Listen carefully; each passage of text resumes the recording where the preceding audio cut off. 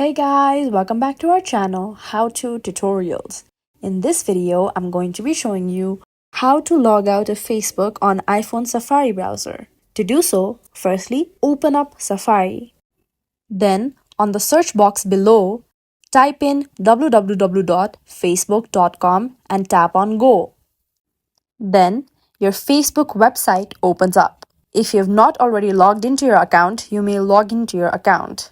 Once done, you may tap on the three lines on the top right corner of your screen beside the search icon. This takes you to the menu page. Then scroll down and in the bottom, you may see the log out option. Tap on that to log out of your Facebook. Once you do so, the website sends you a notification asking for your confirmation. If you're sure that you want to log out, tap on Yes. This is how you can easily log out of Facebook on iPhone Safari browser. If you find this video helpful, kindly like, share and subscribe, and do not forget to leave a comment down below. Thanks for watching.